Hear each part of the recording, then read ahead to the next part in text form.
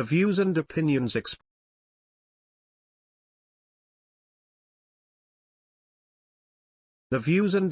expressed on this program are those of the expresser, and do not necessarily represent those of the owner, management, or anyone else.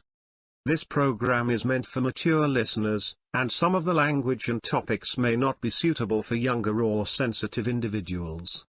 If you are easily offended, or have a delicate constitution, you may want to turn the program off now. The program uses facts, fiction, sarcasm, and parody, and any references to specific individuals that may or may not have done something, is based on something found on the internet. Use discretion when listening, and always feel free to double-check our information if you want.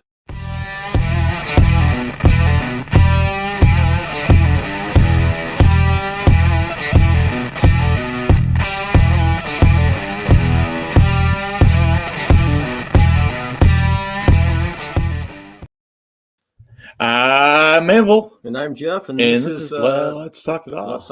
Every time I hear that music for the intro, you know what I think of? I think of like we're going to a weightlifting, podcast or something, or bodybuilding, or maybe NFL sports or something. Yeah, that's or even motorsports. Yeah, that's the generic intro when I do, and that's But we do have some other ones that we came up with on our own. We have to put the Bigfoot screen back on sometime. We also got to do. You did a great version of the Rick and Morty, which is by far the best cartoon I think I've ever seen in my animation series. Sorry. Yeah. So he is the master, by the way, folks. He's the one that comes up with all the different little video streams and videos and music, and you do a lot for this show, and I just want to say I appreciate it, because I have zero knowledge of how to do that crap. Kind of slouching the last. In fact, if he wasn't here right now, there's absolutely no way I would be able to figure out how to do this. There really isn't. I wouldn't. I'd be down here for 2 hours. Well, we got to teach you something, because when you move to Arizona or wherever you're moving to, we got to do this stuff remote. To the moon, baby, to the moon. Yeah. So we'll keep the show going. Oh yeah. Yeah. Oh. So what do you got? What's going on? 12 days. 12 days to what? The midterms, voting day, election day. Midterms. And this week has been it's been an eye-opener. Stand-up comedy. Yep. Almost every night, sometimes 2 or 3 times that night. And I'm talking about Democrat-Republican debates across the country. Yep. It's our governor's was last night. Last night was the night before, wasn't it? Was it the night before? I thought it was last night. No, it was the night before. It was the same night as the Fetterman one, and that was Tuesday night. We're on now. Was it? We're now. It's Thursday. I thought this was the day after Fetterman's. No, it was the same night. Oh, I didn't realize that. There was a bunch in the same night. There was a whole bunch. There was a whole bunch Monday, and Monday or Tuesday, but it was all. Oh the same my God! Night, so. Oh my! Unfortunately, the New York State one, governorship, kind of got drowned out by the Fetterman disaster. Well, okay, I guess why I didn't realize, because actually the New York State one, unless you were live and local, right? You didn't see it. You really didn't see it. It wasn't really. I mean. Yeah, because I guess it was, because I was having a hard time finding it the next day. Right. And it wasn't until today that I was able to stumble across channel 18 eyewitness fucking whatever in New York City. And that's where it was. So probably a lot of people didn't see it, but I think the ones that was important to see it saw it. Yeah, the people, the demographic. Downstate. Yeah, downstate needed to see it. And he's going to win everything that everybody else has always won on the Republican side, upstate. He's already won that. Yeah. Cuomo won last time by 24 points. This is the last election. He was supposed to win by 35. He won by 24. Yeah, he was already starting to go down.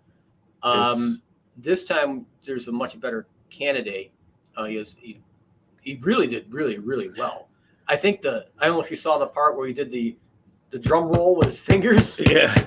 I mean, that was like driving a point home. And then I don't know if she prepared for it or not, but like, how could you ask him why he's fixated on putting people in jail?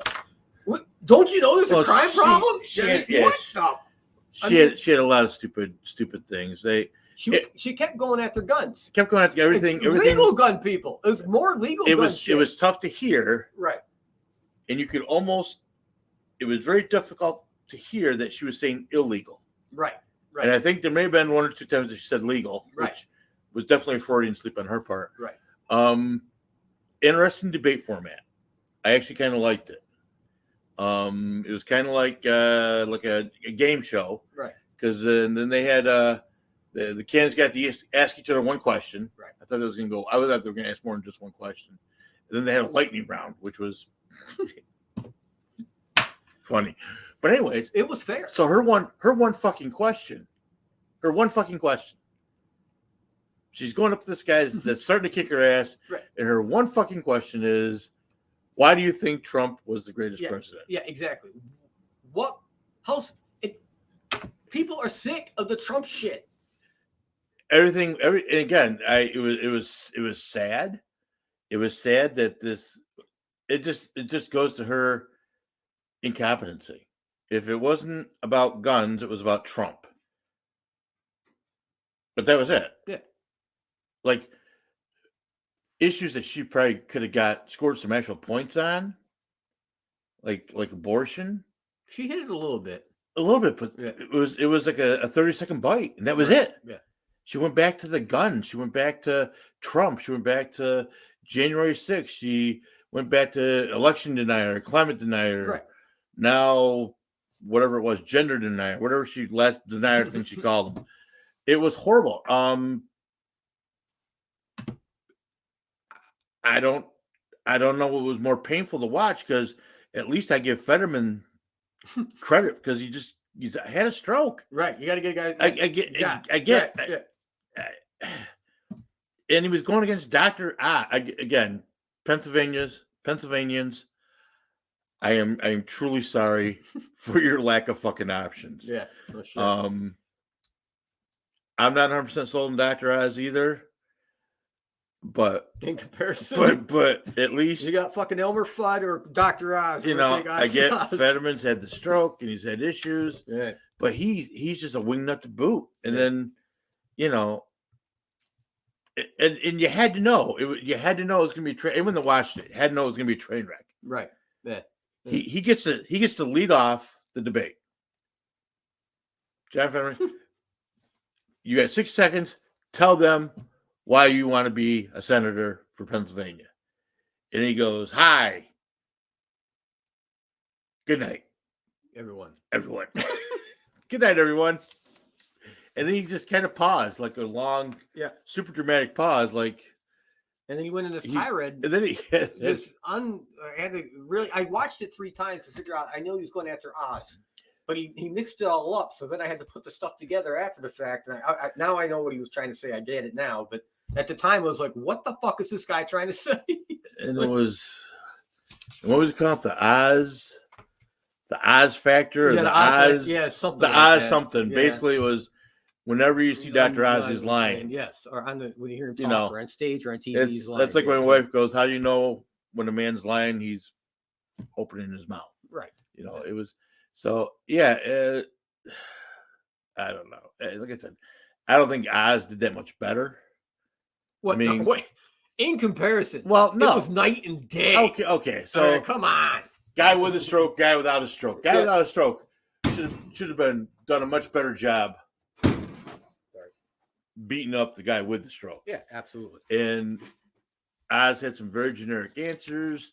Really didn't answer a lot of the questions. I would have loved to have had a politician somewhere in these debates actually take a ballsy stance and say yes or no to something, that defer it off to. Well, what Oz did, he pivoted a lot. He did start out answering the question, but he'd quickly pivot to something else. And that's an old politician trick. He had a good coach. Whoever his coach was taught him how to pivot really easily in his I'm sure. I'm sure he pivoted a lot, so he didn't have to answer.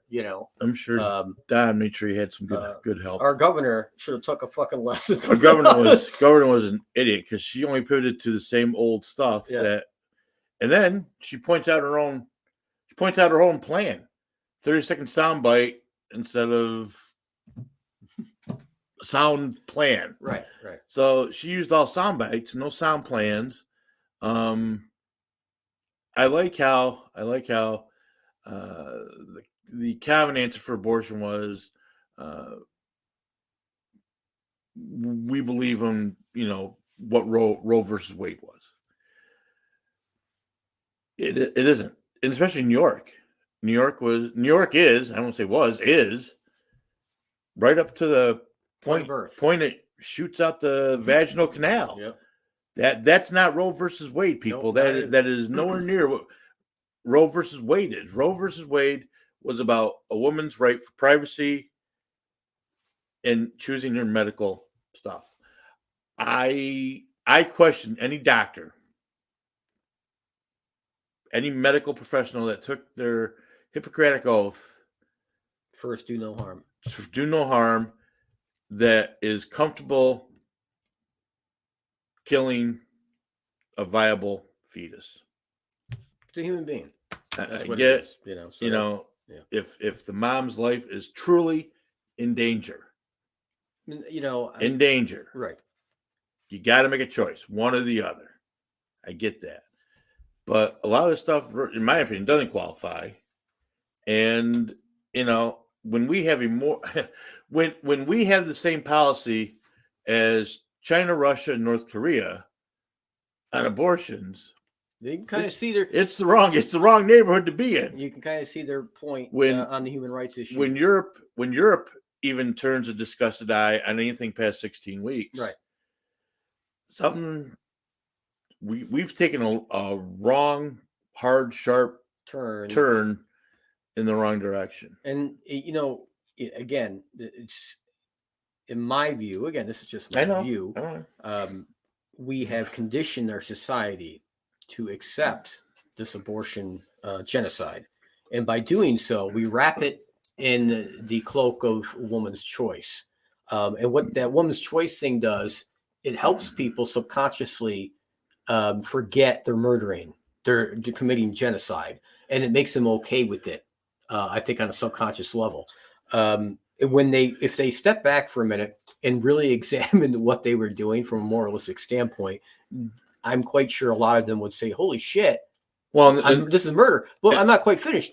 Go up and ask a woman that just had a newborn kid, okay, and say she's pro-choice.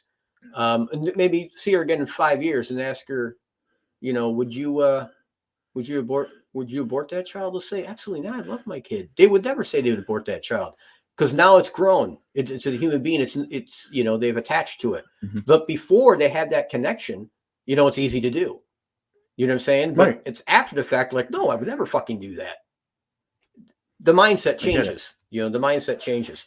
Well, and I think there's a lot of stories out there too that never make it to the media or never make it past the media where there is deep regret and trauma. Yes, there is. From having had an abortion. I have seen it from other people. So I definitely know that's true. So there is that as well. I wanted to talk a little about British politics. I will get back to the other stuff here in America. Yeah, British, yeah. But so SCONY, all right, their new prime minister. Yeah. Just tell everybody, I think personally he's like a Pearl Harbor type of guy. He's a sneaky son of a bitch. I don't trust this fucker. I think he's going to fuck things up even worse and maybe a larger mess in Britain. I don't know if you know what's going on in Britain, but they're having currency issues. They're having labor issues. There's all kinds of issues. So obviously, interest rates, inflation, just like here, they are in really a tough spot.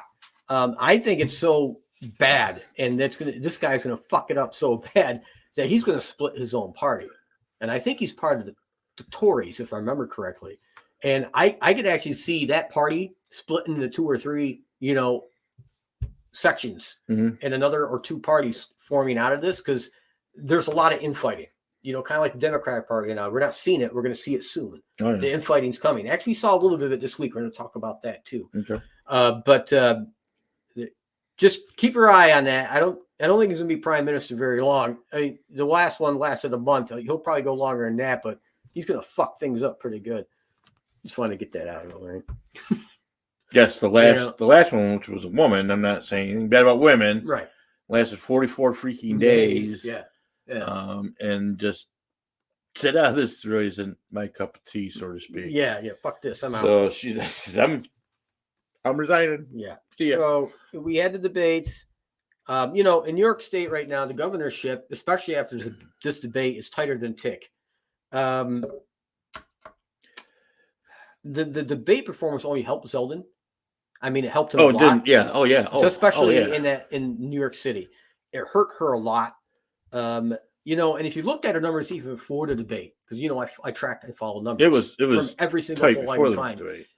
Her approval rating was just below 50%. It's like 49%. Anytime you have an incumbent below 50%, that's an issue. Doesn't matter what you're running for. Mm-hmm. That's a fucking issue. Whoever wins this, okay, it's going to be a very close election. I mean, way closer than people thought it was going to be. They had her like 15, 20 points winning, maybe 10. It's down well within the margin of error at this point. Whoever wins, there's going to be an automatic recount. I think it's going to be really, really a small margin. It's going to be shocking. It's going to be one of those, like Oregon, it's definitely going Republican. It's going to shock the fuck out of people that Oregon went Republican. If New York does it too, holy shit. But it's going to be that close. All right. So I don't know if we were on yet when I was talking about this. So I didn't find the full debate until today. Yeah, we were. We were talking about that? I thought we were just you and I talking. There was an online thing where you can put your comments and blah, whatever. So there was 2,500, 3,000 comments based on the debate. I didn't go through and do a tick mark every time, but I would say easily 95 to 99% of the comments were all positive for Lee Zeldin. Right. I would say the ones I looked at least half. And I didn't look at all 3,000, so don't get all freaked out. At least half were Democrats saying that Holcomb is an idiot, and they were voting for Lee Zeldin. They were getting the whole family to vote for Lee Zeldin. Yep. They never voted Republican before, and they're going to this time. I don't think, as long as there's no shenanigans with the election, I don't think it's going to be as close as you think. Well, I'm just saying. Right. I think it's going to be, just from what I could tell from the comments. And again, most people were only seeing this live in the greater New York area, not upstate. Most was all down. So if these are, New York has always been the reason Democrats have won New York City. Anything. New York City. New York City. If there are that many people that were Democrats watching this, thinking that they were going to see their governor make a good show, and she didn't, I just think, like I said, as long as there's no shenanigans, I think Lee's going to knock it out of the park. Yeah. Well, it'll be a big shock. It'll be part of a big shock. I'm sure it will be. And it kind of goes in to the next thing. I've got Oz winning Pennsylvania, obviously. Walker will win Georgia. The governor will win Georgia as well. He's going to carry Walker across the line, I think. The Republicans win the House. I mean, it ain't going to even be close there. We're talking 40 seats at the minimum, I think. Yeah. I wouldn't be shocked if they won 50 fucking seats. I really wouldn't. But it's going to be a blowout in the House. The Senate, the Republicans will probably end up controlling it by 3 to 4 seats. Because I think they're going to win Nevada, and I think they're going to win Arizona as well. Those races are all tighter than a tick, every single one of them.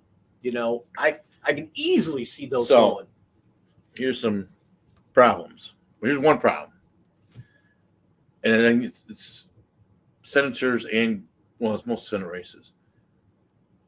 The RNC has pulled money out of some of these tight races. I'm not worried about it. I'm just saying. Right. Not worried about so these ones that are in tight races now have no funding from their own party.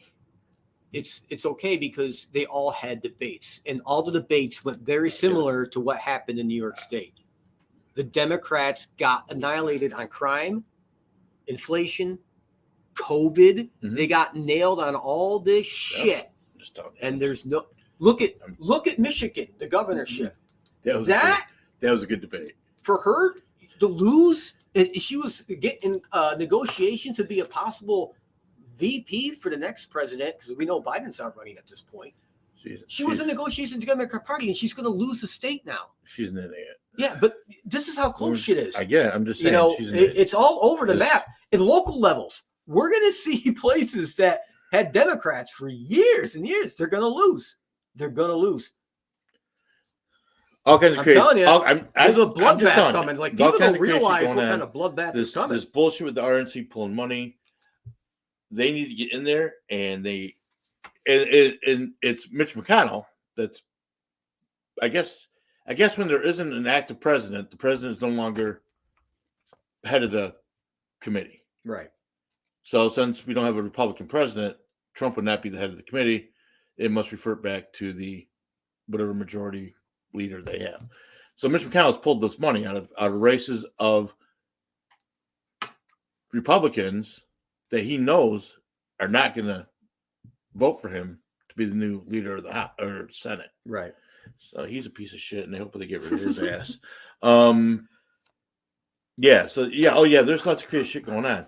The Michigan debate was great. I think Dixon. Yeah, I think that's her name. Dixon. Something or other, but she's really good looking too. Did a great job. Really bright. Yeah, there's not a lot of ugly women running, which is always a plus. They're all. Herschel Walker did very well. Yes, he did. I think the Oz Fetterman thing's gonna be closer than people think. I get it. Fetterman looked like a goof, but I think it's gonna because they've already been doing early voting for the last few weeks. 600,000 or something. But I think Oz wins that by 2 percentage points. So I got him up by 2. Maybe I got him by 2. I had him losing by like 1 or 1.5 before the debate, but now I got him up by 2. So. I think Walker actually be closer. Actually, Walker, I think is gonna be right now. They got him up by 4. I don't think it's that close. I think it's gonna be closer than that. I'm just saying right now. Last thing I saw, 1.5. They had him up by 4. Well, he's got to win by a certain percent, or there's a runoff, right? I don't know how it works down there. Yeah, it's fucking bizarre as fuck. Yeah. So if they don't get 50% of the vote, right, then there's a special election runoff where it's how many hot dogs they can eat in 2 minutes or something. I don't know, but something very bizarre. This has been an entertaining. Like I said, Monday, Tuesday, the debates that were going on were just crazy, and even with some of the moderators kind of helping out, they still couldn't make the Republicans look bad. Well, after the next morning after the election, there's gonna be shockwaves through the Democratic Party. They're going to turn on each other, and the blame game is really going to get really nasty. The blame game is going to begin.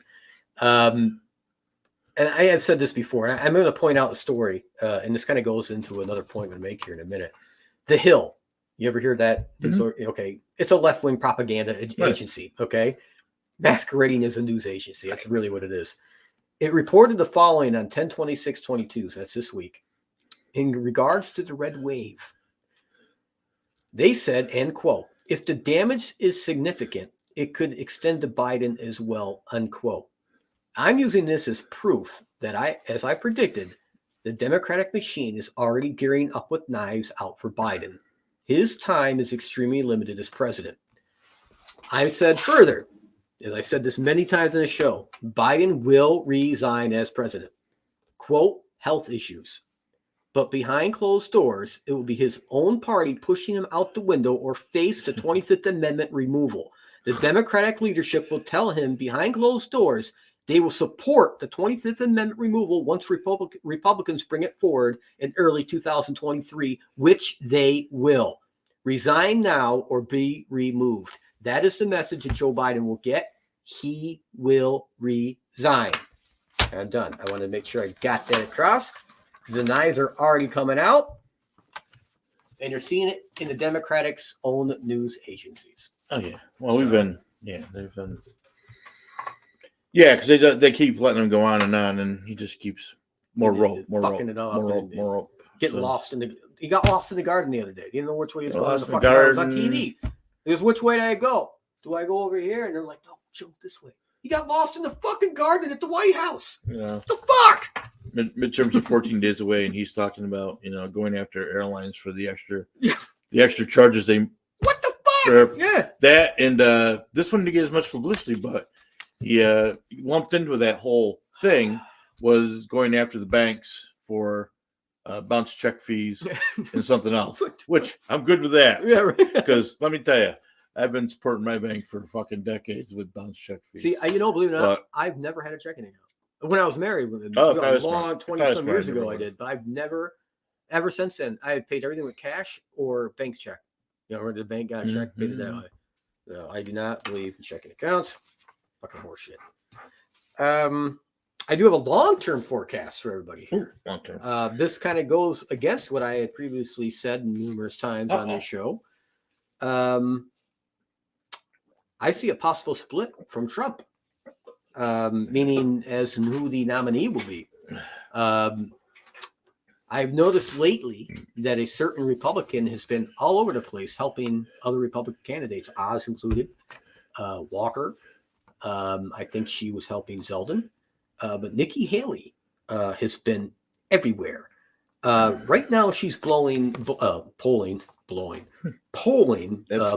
That's Camilla. Yeah, that's Camilla. Yeah, I'm gonna say, I was gonna say down a little. That's Camilla. Anyway, okay. She's polling below. Thank God a lot of this listen to us. 10% right now, but that's only because Trump and the Florida governor DeSantis are in the media crosshairs a lot of time. Yeah. There's negative stories. So Nikki Haley's not really out there in the media. You know what I'm saying? They're not picking up on a lot of the stuff. They're not bashing her. But I think she really could be the nominee. And, another sign I saw, which was interesting, there were stories that broke this week that I can't think of her, Marjorie. She's a Republican. Marjorie Green. Yeah. MTG. Okay. She was in negotiations with Trump to be his running mate. I don't know if No. This was true. This was an actual couple stories that were out there. But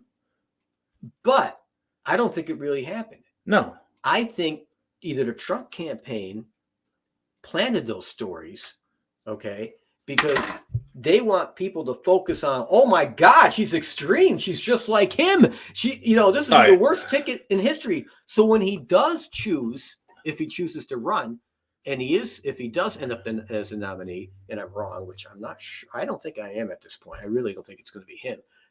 Whoever he chooses would be very conservative in comparison to her. Do you see what I'm saying? I think there was a calculated thing that they did on his to make it look wacky. But so when he brings the person he actually wants in, which could be Candace Owens, by the way, or who else? Who's another good person that just Tulsi Gabbard, right? Gabbard. That would be hey, wait a minute. She's a much better choice compared to what they're floating out now. So just throwing that out there, folks. I don't think it's going to be Trump at this point. I really think it's going to be Nikki Haley. And I wouldn't be surprised if Nikki Haley picks a female running mate. It could be Tulsi. So anyway, just throwing that out there, long-term forecast, Mr. Jeff. And you know what? I don't think a split from Trump would be a bad thing. His negatives are extremely high. If you look at the numbers, he beats Joe Biden nationwide right now by 1 or 2 percentage points, but it's not a blowout because Biden's unfavorability is high too. I don't think Trump is the right choice. I really honestly don't at this point. I think there has to be someone new, someone who's doesn't have so many negatives stacked against them and with such a history. So that's just my thought on the matter. What do you think? Yeah, I don't know. There's a lot of options in the debates. There's a lot of. I know DeSantis during his debate got blindsided by the will you commit to serving your full 4 years as governor, or you're going to bail in 2 years when the 2024 election come around. And you're going to give an answer. He deflected, like, oh well, I'm not worried about that. I'm worried about putting one specific old donkey out to pasture. You know, so he got hit with that. Someone else got hit with, where you're going to be in 2 years from now when this happens. Are you going to do your full time? That's what I was thinking. Because supposedly, Kerry Lake was in negotiations as well for a VP spot. Really?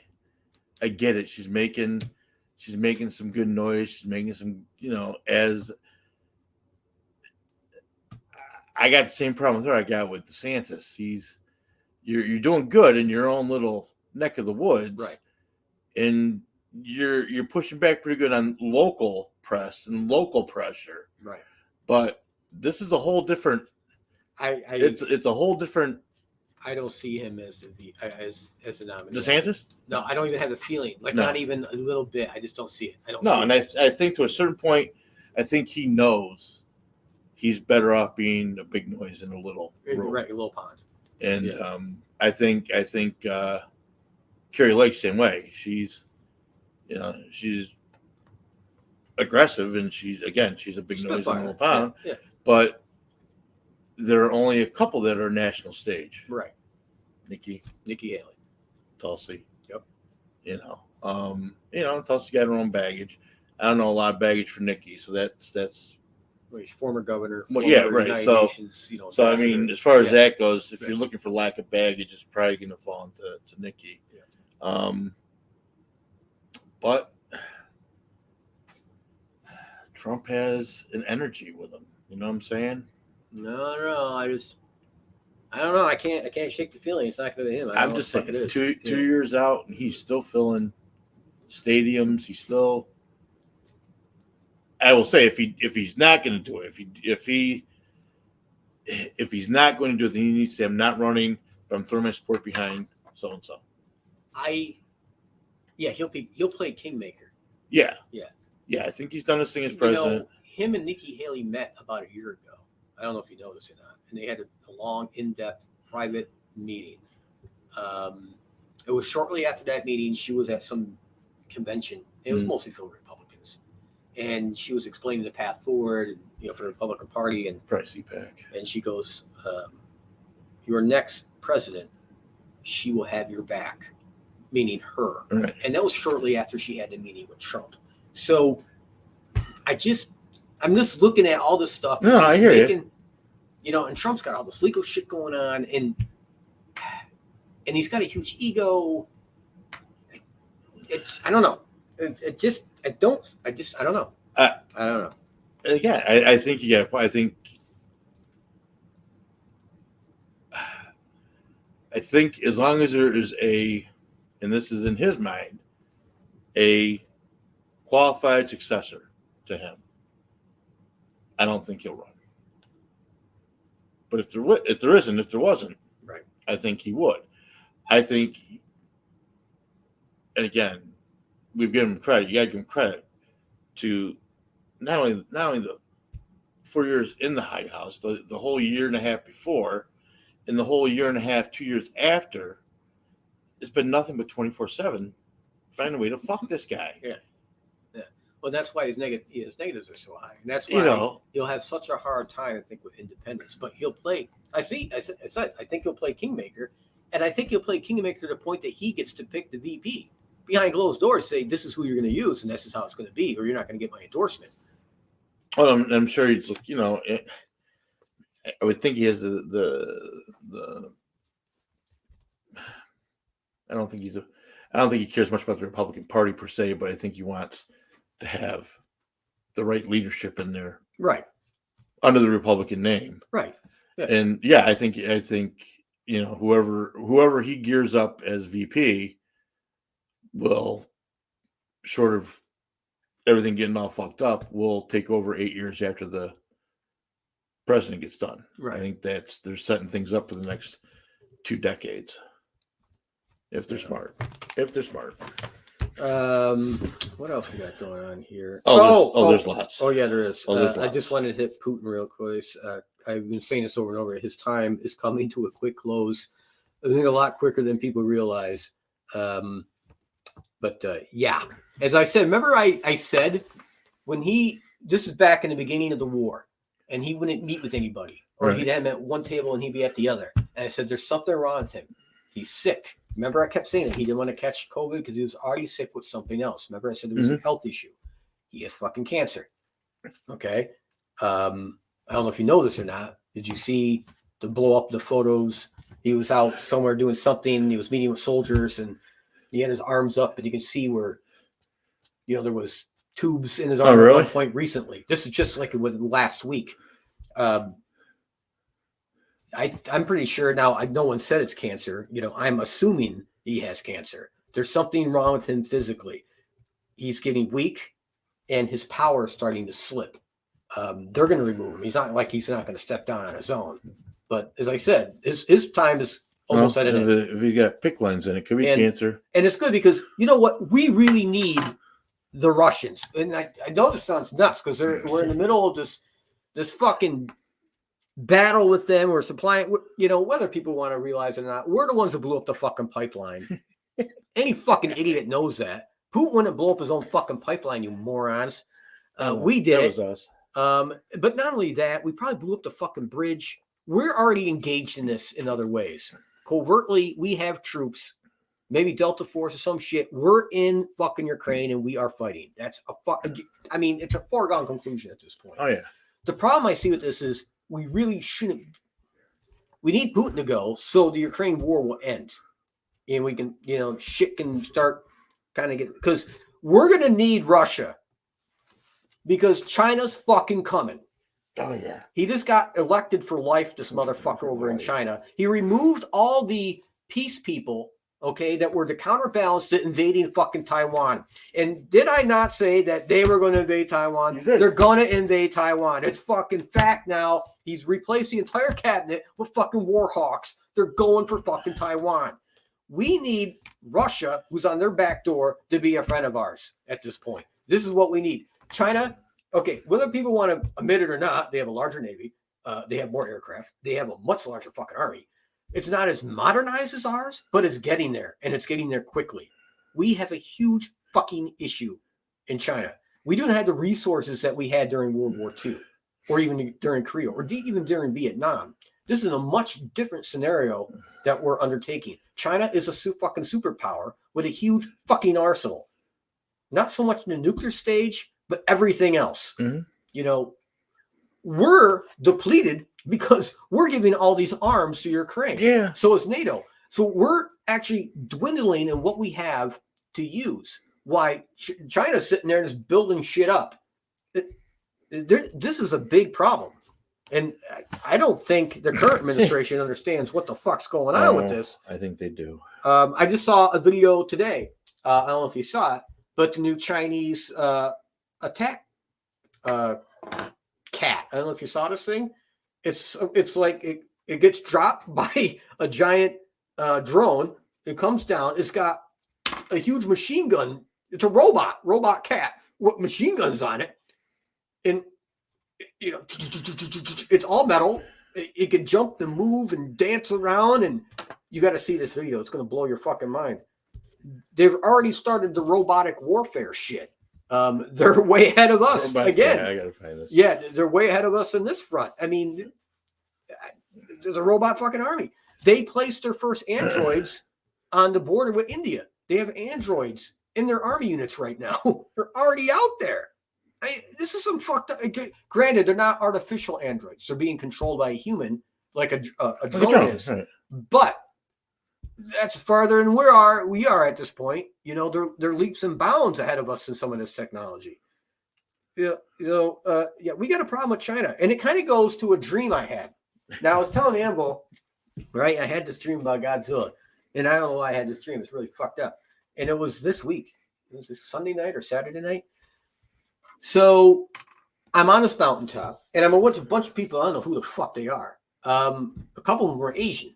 This is kind of fucking weird, And next thing you know, I see Godzilla pops his head up on another mountain, and the whole music thing plays, from the old movie, right?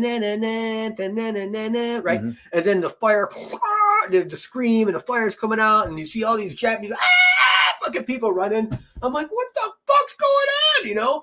So me and these friends, all start running, and there's this like underground bunker, it's like NORAD or some shit. So we go in there and we're slamming these doors shut, and the one guy's yelling at me, activate the defense network, and I'm like, okay, I don't know what I hit some buttons and it worked, It worked. And the shields came up, and I'm and Godzilla, you see these cameras, you can see him outside, and he's pounding on the fucking wall with his little fist and shooting fire and shit, and the stuff's starting to crumble. I'm like, fuck, because it's radiation, it's all radioactive shit. So I dive underneath this desk, like that's gonna help, from Godzilla. And then Godzilla rips the top off of the fucking thing, and I'm looking up at Godzilla. He knocks away the desk, and all I see is this fucking radiation flame come down, and that's the end of the dream, right? And I wake up sweating, right? Going, why the fuck did I dream that? So in my mind, I'm thinking. I'm like, for days now, I've been trying to figure out what the fuck that meant. So I read a story this morning, and I think it was on Fox. And we just recently, us, Japan, and Australia, warned the North Korean government that there would be severe consequences if they launched another atomic ballistic missile test. Okay. So I had made a prediction. You may not remember this, probably a good year ago, maybe a year and a half ago. I said at one point Japan will end up with nuclear weapons, even though it's against their constitution. They would change their constitution to get nuclear weapons. And if in China is going for Taiwan, once that happens, it's going to happen, Japan is going to go nuclear. So I think my dream was relating to Japan getting nuclear weapons. I know it's a stretch, but that's the only fucking thing I can figure out, and it makes sense to me. So, and they're going to get the weapons from us, obviously. We'll supply the weapons to Japan, but they will have their own nuclear weapons because of the North Korean threat and because of the Chinese threat, in which will even piss off the Chinese even more, because they, here's the thing people don't realize about the Chinese and Japanese relationship. Even to this day, all right, it's a severe insult to a Chinese person to assume they're Japanese. I made this mistake before, so I know it's true. I was at some fucking store. It was up around Lake George, and Heather was with me, and this is years back, and I thought it was a Japanese store. Okay, it wasn't. It was a Chinese store, and they had all kinds of shit. And I said to the lady, I said, "Domo arigato, thank you very much." I was bringing out. It's one fucking thing I know. Thank you, Sticks. And so she looked at me, and she said in English, she goes, "I am not Japanese." I'm like, "Oh, I meant no offense." I can hear her mumble something about stupid Americans or some shit underneath her breath. So I'm like, and it always struck me like, holy shit, what was that about? So then I did all this research, and I'm like, holy shit. Even to this day, the Chinese totally hate Japan and rightly so in some ways. Japan was brutal when they occupied China. It was absolutely brutal. Yeah. And the Chinese people never forgot that. But even to this day, the hate's there, but they also fear Japan to this day. There's a deep subconscious fear that if Japan ever rearmed, that the Chinese would get their asses kicked again. Subconsciously. And I've actually heard, someone say that to me once before, those Chinese goes, we never want Japan to rearm. Fierce, crazy, all the kamikaze shit, they're like, they're off their fucking rockers. They're very afraid even to this day. So anyway, going back to what I said about Japan getting nuclear weapons, I think that's coming very soon, because I know North Korea is going to do their shit again soon. They're going to launch. And I'm surprised that fat fucker's still alive, by the way, North Korea. I had him out in February. He's still alive. I thought I thought February the people were going to, I said this, I predicted that they were going to, and they didn't happen. So I was wrong about that. I'm shocked it hasn't happened, but no one's right all the time. 100% right 50% of the time. We are. Yeah. Your turn. Your turn, sir. What else been crazy going on? Saw this little blip today. The AP, Associated Press, has concerns that there are not enough black baseball players in the World Series. Really?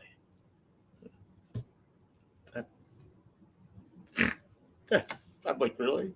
Like, what? Yeah. That's okay. I get you. I don't know how that works. I don't know. This is why people don't listen to the Associated Press. A very positive thing came out this week. Came out Monday. Supreme Court of New York State. Oh yes. Aha. Yeah. Supreme Court of New York State got it right finally, and said. And I thought it was for all New York, which it might eventually be. But we should say this was specifically directed at New York City, so we don't get banned on YouTube. This is fact. This is fact. Fact check it all you want. It's 100% fact. There you go. Yep. Yeah, it's a ruling from the Supreme Court. No. Well, you know, get it wrong. YouTube is. I know. You know, anything you say that's COVID related. I don't give a shit. Right. Supreme Court, New York State Supreme Court said, and again, I thought it was all New York, but I think it was just this was directed mostly at New York City. It was unconstitutional to terminate, fire, suspend, whatever the city employees, mainly medical, police, fire, such and so forth, for not being vaccinated. Yep.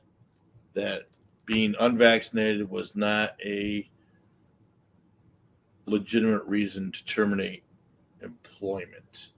And they were ordered to reinstate said employees with back pay. And the reason they came to this conclusion, it's important to note that they used the actual science.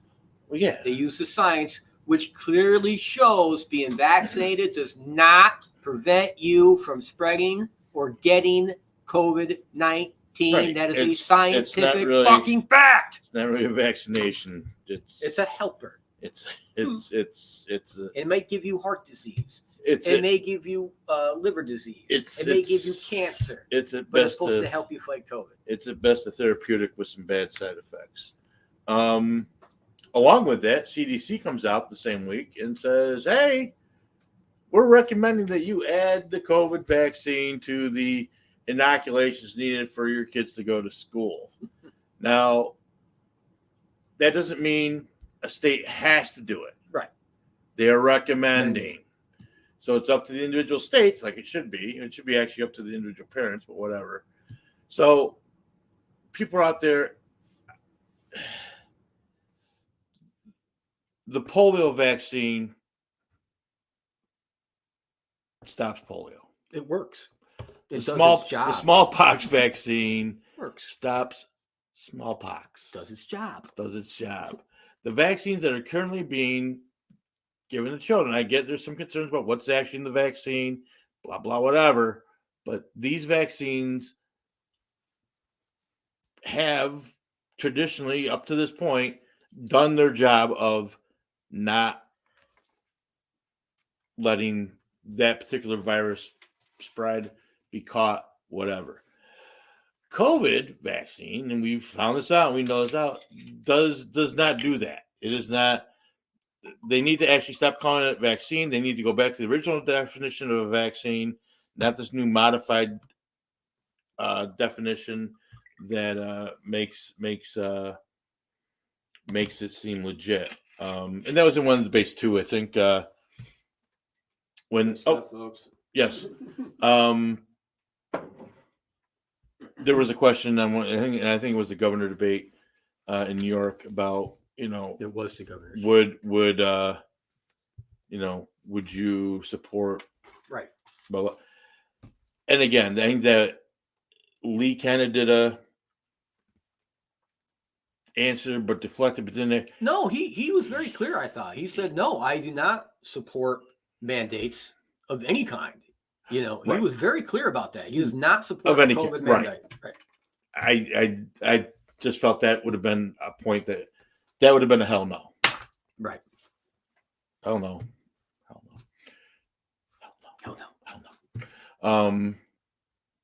And Hochul, idiot, makes the comment that, given the same circumstance, she would do it all over again. Yeah, because she's an idiot. How can you say now, knowing what you know now, and that was part of the premise of the question, how can you say that you would do the same thing all over again? That's just fucking crazy. same day, Monday, Hillary Clinton goes on social media and other places and basically Republicans have a plan. Republicans have a plan, how they're going to steal the election in 2024, and it all hinges on the Supreme Court, and that the Supreme Court's going to say that constitutionally it's up to the state legislatures to decide who wins the election for their state. I barely had time to wipe my ass this week, let alone research. There are clauses in the Constitution that talk about state legislatures are the ones that decide how voting is done. Right. I'm not sure if there's more clauses to that. But 2 years out, they're already talking about how the election's going to get stolen. You know they're worried. Well, yeah, and it kind of goes back to her claim that there was a right-wing conspiracy against her husband, Bill Clinton, when he was president. Remember? He was president at the time. He goes, there's a huge right-wing conspiracy to take down my husband. You remember that shit? Yeah. He did it all by himself with the blowjobs. Anyway.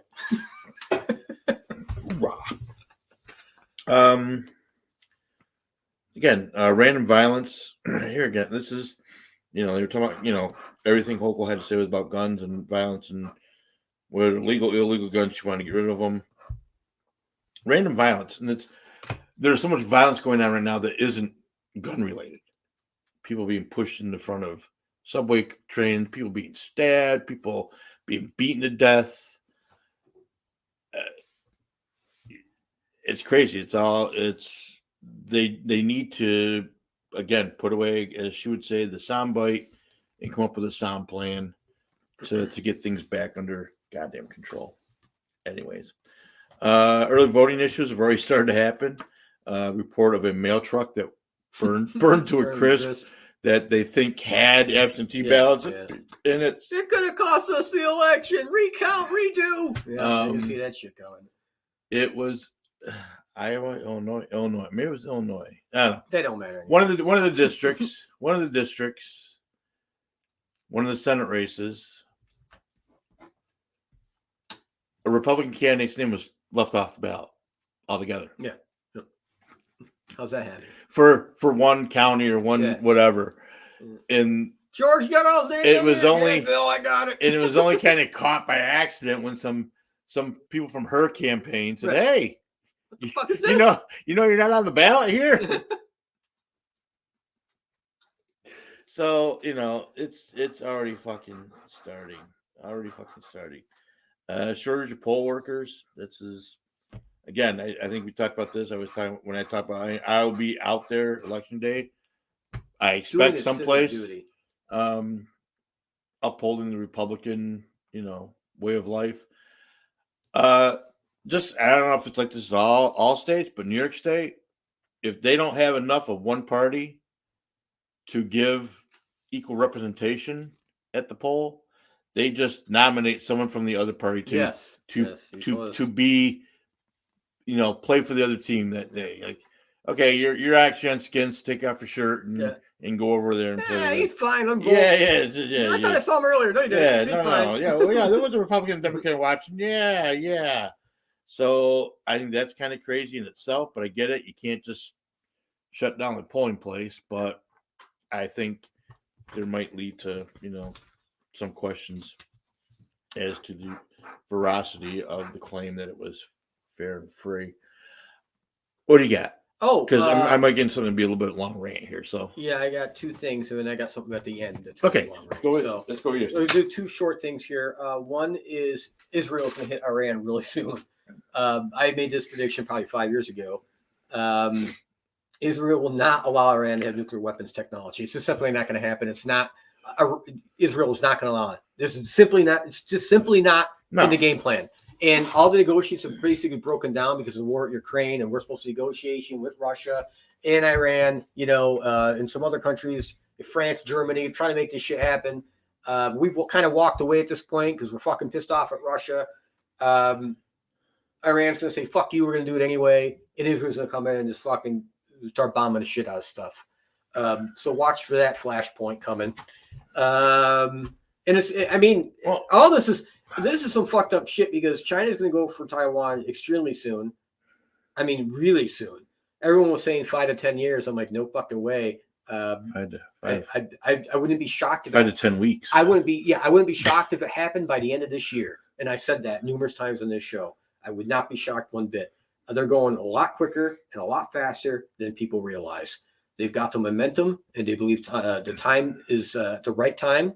We're in disarray, and right after this election, we're going to be in real disarray. Maybe a lot of infighting.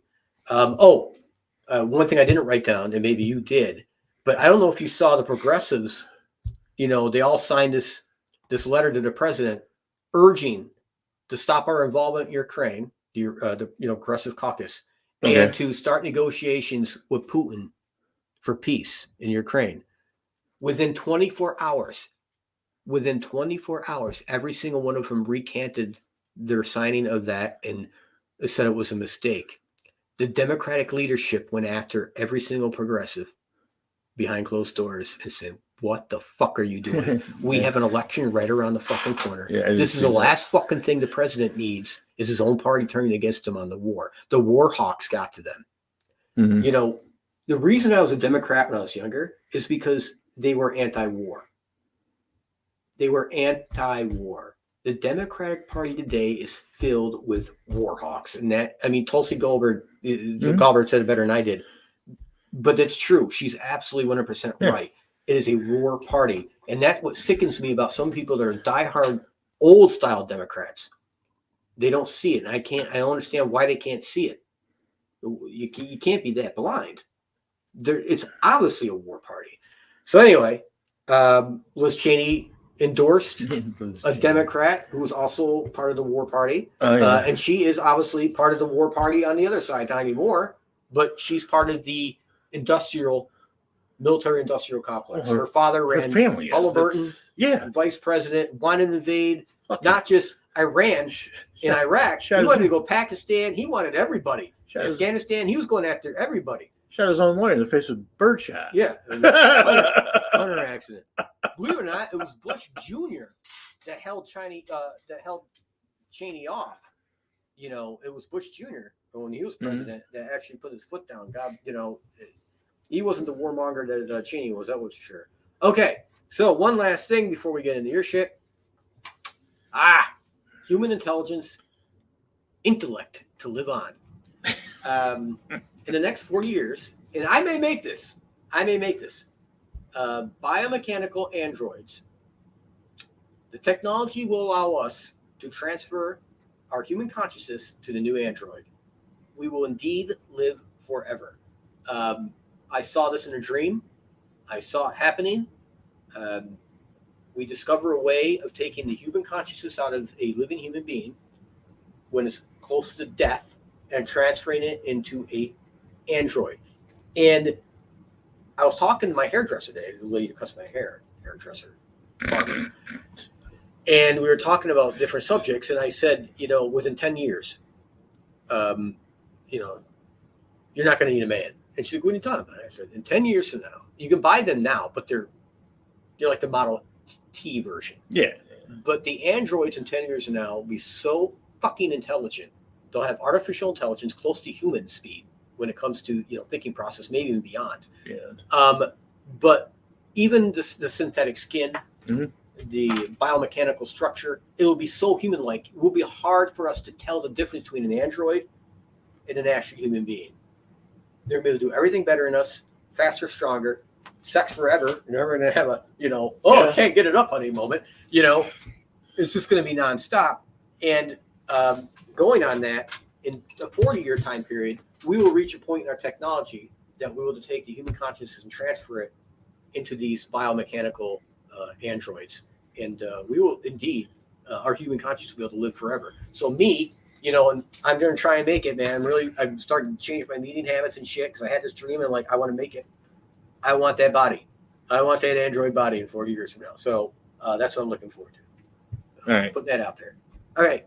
So you're religious. We'll get to my. So you're the religious side of the group. Yeah, I am, I guess. Would that officially be the death of God?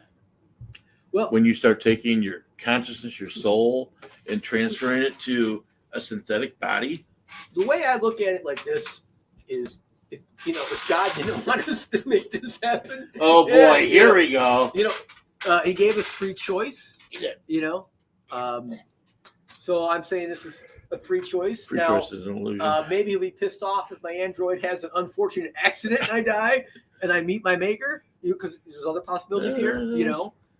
So I'll find out. Okay. I just put that out there. Anyway, new bio for Jeffy. So biomechanical Jeffy. It's been a little slow at the casino. Not horribly slow, but look, there've been some slow times. We're drinking. Yeah, I need a drink. All right. This is sipping? Jameson Orange. It was recommended from a person named Heather. God damn, it smells good. At least. And she said it's fantastic, so we'll try this. It's a sipper. It's a sipper. It's not hard. It's kind doesn't have to be a sipper. No. It's not like it's 150 fucking proof, but that's all right. Not bad. It's got different taste to it. Tang to it. Like a hot tang almost. It's hot tang.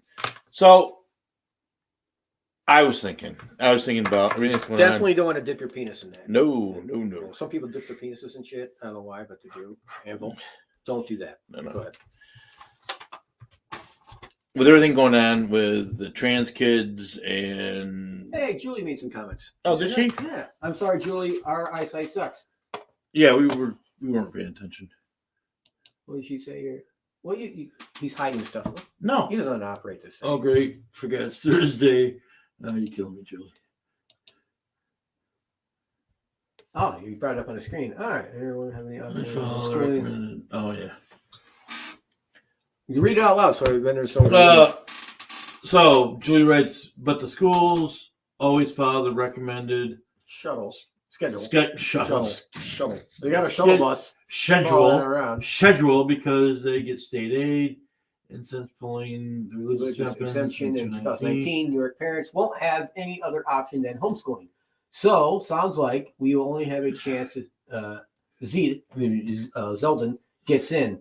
Already homeschool both, so it doesn't affect me, but I fear so many kids will be harmed if it's mandated. That's an excellent point.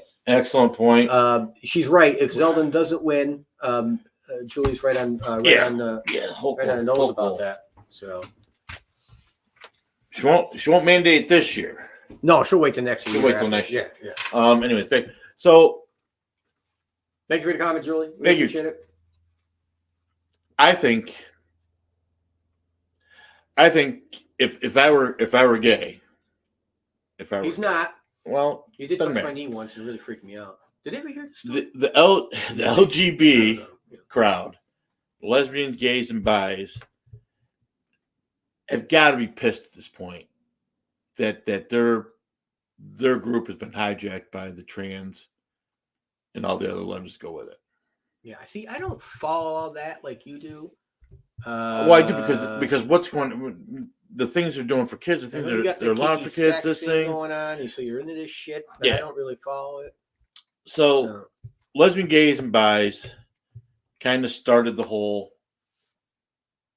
fight for their rights. Took them years, took them decades, to win. The right to get married, that kind of thing. But once they won it, all of a sudden, all these other ones are tagging on, jumping on. The queer, trans, whatever other letters go with it. There's an A and an I in there now, and whatever. I will say that the modern transgender is actually homophobic. Oh. Okay. I don't know. So my thought is, if you are at least the modern ones, I think the old school, when they wanted to transition to another sex, I think it was because they were gay, but because of the situations with society and the way things were in society, it was easier to become a woman and live the rest of your life out that way than to be openly gay. I think what we should do is get Caitlin on here. I bet you if we contact him, whatever, I think we'd have a good chance. I'm not even joking. I'm not joking. Actually, I think we should try and get her on. It would be interesting to get someone from that particular gender, onto the show to discuss it from their perspective. Because quite frankly, you and I can do all the research we fucking can. Right. We can, study medical books. We can study, their stories that people print. But getting the actual perspective of somebody that has actually done it, I think is, quite informative. But I'm saying now with the idea of being gay so openly accepted now. Again, there's pockets that don't, but openly accepted now. I think this whole trans thing is a whole different thing. Like, are they wanting to be women because they like men and they are a man? No. Look, from what I understand, again, I'm not an expert here, so I don't want to piss anyone off. So I'm just talking about what I think. We're spitballing this. Yeah, because neither of us really know. Okay, but this is what I think. This is my thought. And it kind of goes into what I have something for later. I have past lives. Okay. And in my finals, but I believe that we have past lives, and I believe that I was a woman at one point. Heather points this out all the time because I act like a woman at times. Okay. With that said, I believe that some of these people still identify with a past life, and they're not comfortable in the body they're in now. And this, in their mind, subconsciously or consciously, helps them make the decision that they want to change into what they're comfortable to. I've read stories where I said, ever since I was 5 or 6 years old, I never felt comfortable being a guy, or I never felt comfortable being a girl. I always felt I was something else, or it wasn't. I always felt like I was a boy, or I always felt like I was a girl, even though I wasn't. I can see that. I personally can understand that. Not that I feel that way, but because of the past life type of thing that I believe in. Or I believe that I've had. Does this make sense? So in a prior life, if I was a woman, I get what right? you're saying. In this life, I'm a man. I understand past but I don't feel. Not that I do. I'm just saying. Past But if I'm using this, an example, I didn't feel. I'd be like, oh, maybe this is not what I meant to be. I meant to be this instead. And now we have the technology to make that happen. So why not? So I guess what I'm saying is, if you are a guy, but you're more on the feminine side, and you're I know if you're not gay, right? If you're not gay, like if you're a guy, you're on the feminine side, but you're not gay. You don't want to be with other men, but you want to transition to be a woman. It means you're a lesbian. Well, that's what I'm saying. Right. So it's very confusing. Right. Because you could, I These are the questions in the universe we're trying to answer here on this show. Right. Be gay and do gay things, or be straight and do straight things, and just so you're gay, you're a little feminine. That's all right. Or if you're a woman and you're a little butch, but if you're still like guys, there's someone for everyone out there. You don't need to start cutting parts off and adding parts on and doing all this other stuff and taking blockers. And if they feel comfortable, let them do it. I don't know. I mean, I think there was a time that it made sense, but it doesn't make sense now. The only thing I'm thinking is that there's still parents still have such a stigma about homosexuality that they rather see their kid trans than a fag. No, I just I think then how in the hell can a parent justify allowing their 10-year-old, 8-year-old, 9-year-old, 12-year-old daughter to get a hysterectomy and a double mastectomy at 12? Yeah, well, I don't think it should be allowed for. I think you have to be 18 to vote. I kind of think this is that kind of life decision. You got to be 18. That's not what's happening. Right? I know that, But there are medical professors that go along with this. Well, because they're idiots. But I really think the age should be about 18 for something like this. But the second thing on all of that is, whatever floats their boats. I'm happy with it.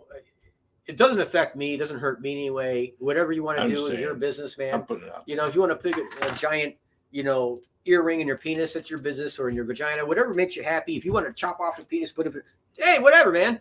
Because I can see the future. I know androids are coming, and all this is going to be minor shit compared to what we're going to go through in the future. I really do. And the second thing I like to say is that the only group I have a bit of an issue with are the bisexuals. That's the only group I have an issue with. And it's not because, I dislike them. I just think they're greedy sons of bitches. And I'm going to tell you why. Pick a fucking hole and stick with it. Don't be greedy. You're picking from both sides. You're playing both sides. You're taking away, from my team or the other team. Pick one team to take from. Don't take from both teams. That's being greedy. Yeah. All right, let's go for seconds for fucking food all the time. No, that's fucking being greedy. Every team has to have a switch hitter. No, pick a hole and stick with it. All right, absolutely not. So I'm saying right now, I feel that the modern transgender is actually just a homophobe. They don't want to be gay because they think that the negative stereotype, they would rather be transgender. I'm not going to say that because I don't think that's I am. I think transgender. Do we got more comments? So I bet we do. What's this one? She would just maybe have to find a really butch female, maybe. That's Julie again. And then we got Julie again. The scary thing that now parents don't even have to be consulted. Yes, exactly. No, she's right. Exactly. No, she's absolutely right. And that is fucked up shit. You're right. That's 100% fucked up shit. I picked no hole. That's why I said 18. I agree. All right, good point, Julie. Good point, Julie. It's not always about the hole. That's right. Yeah. Anyways, I think I was talking about guys when I said it, Julie. Pretty sure. Yeah, I think that was. Yeah, that was. Okay. From my perspective. So that's just a random thought I had. It just seems that the modern transgender is actually probably more homophobic than the modern straight person because they seem to be ashamed of that they're gay. So instead of being gay, they want to transit to another gender. He's saying that wouldn't be gay, right? But they're actually gay. I'm cool with everybody, but they're not gay. But once they transition to the other gender, they are gay. No, because it's a dodge actually, so they can play women's sports, spike volleyballs in the face of other team members, send them to the hospital with severe concussions. Can hang out in the women's locker room, swinging away. While they're in the locker room, that's wrong too. I think. They identify. I'm going to blame Hollywood. I'm blaming Hollywood. It goes back to my youth when I was a little boy. I remember watching, and this is when it was on TV. And it's one of my favorite songs, by the way. It was an opening song for the show, and I sing it in karaoke all the time. It's called "My Life" by Billy Joel, and it's Bosom Buddies. Remember the TV show Bosom Buddies? Oh, yeah. Tom Hanks? Yeah. Tom Hanks. And they were, what the hell were they? They were transvestites. Yes, thank you. So. Which is a whole separate thing. No, but that show started all this. That's the fucking show that started all this. Well, you can go back to the MASH. Hollywood started it. Hollywood. MASH started with Klinger. Okay, all right. But Hollywood started it all. They started all this shit. We're just going to blame Hollywood. Okay. The Temple of Evil. Temple of Evil. Yes, bosom buddies, because they couldn't find a place to live. The only place to live was in an all-woman apartment building or some strange shit like that. Tom Hanks. So, oh my God. Actually, Tom Hanks. before Bosom Buddies, hit me. Before Bosom Buddies, what was there? Three's Company.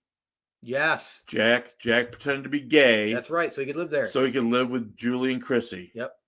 That's true. I just want to say something about Tom Hanks.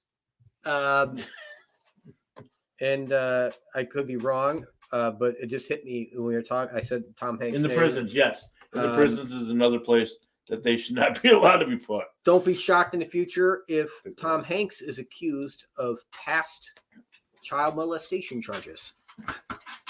So don't be shocked. No. So I'm going to tell you right now, in the 2024 election, I'm voting for whatever candidate promises to make public the Epstein list.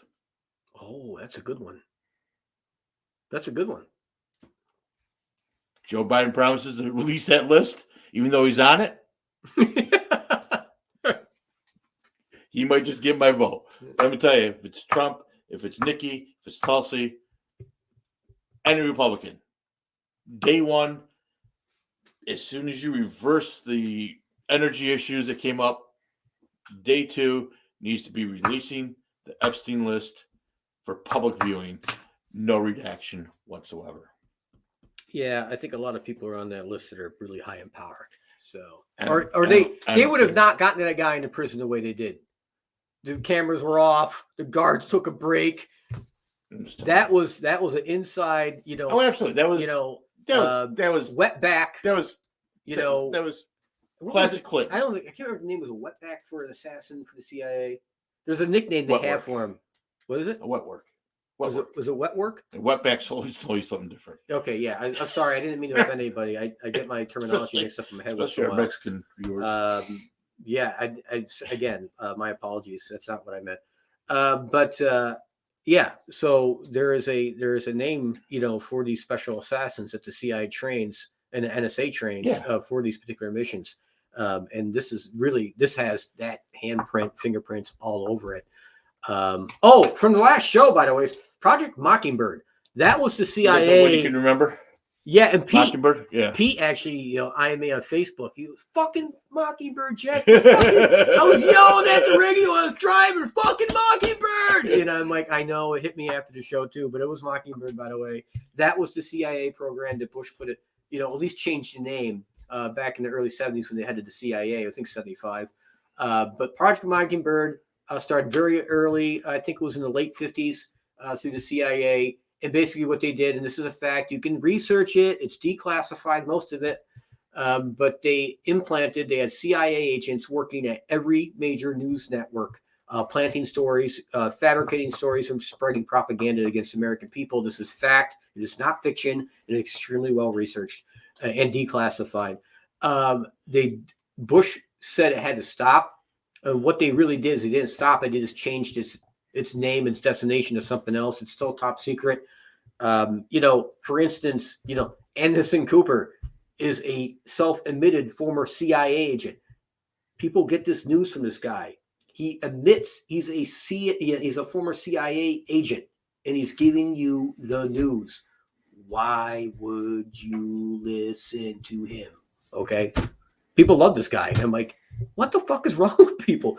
He admits he's a former CIA agent. He's giving you the news. It's fake. What don't you get? Okay. Anything else? Because I got a long shit here going here. Oh my God. Go ahead.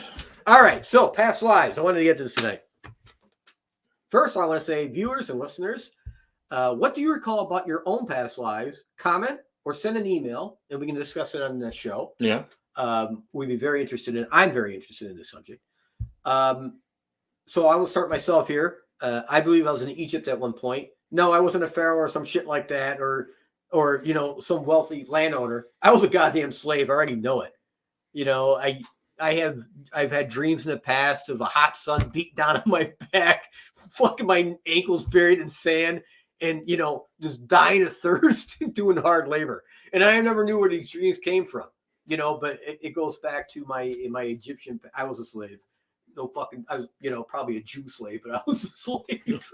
No doubt about it. Yeah, I'm not even saying I was Egyptian. I said I was a slave. I could have been anything, Crete, whatever. I was an Asian at one point. I'm not sure if I was male or female. Here's the thing. I'm not sure if it was China or Japan. It was one of the two. I'm leaning towards Japan, but I'm not 100% sure. It was definitely pre-1600. And farm. I remember a farm. It had something to do with farm. and I'm leaning towards male on this one because I have a love for Asian women. I'm always making Asian jokes to Heather, you know my Asian jokes. So I've always had a fascination with Asian women. So I think that's where that comes from. Civil War. I was definitely in the Civil War. I was on the Confederate side. I was a captain. This much I know. I believe I was in the cavalry or a scout. Some kind of like a scout outfit. At the same time, my family was in the South. We came from a very well-to-do Southern family. We had a big mansion and we had slaves. There's no doubt about it. I was a ladies' man, many ladies, and a few whores along the way. I remember. I believe I died in battle in the Civil War. My next recollection, and this kind of goes to my current love of suits and hats, the top hats from the old days. It was 1940s, 1950s. I was some kind of businessman. Maybe I sold raincoats. I don't know. But anyway, I was a businessman. Well-to-do, extremely well-dressed. Suits, ties, the whole 9 yards. And I always loved that look. I watched the old movies, whether it be sci-fi or old war movies, and how the men dressed in the 40s and the 50s. I really identify with that. Although raincoats, I'm joking. I think my work related to the railroad, my fascination with steam engines, of all things. I some kind of connection with that life, with the railroads. What's interesting is my fascination with the grassy knoll in Dallas in 1963, November 1963. I think it was November 22nd. But I think I was there in a prior life. I think I was this businessman. I was in Dallas that day, and I was around the book depository. Okay.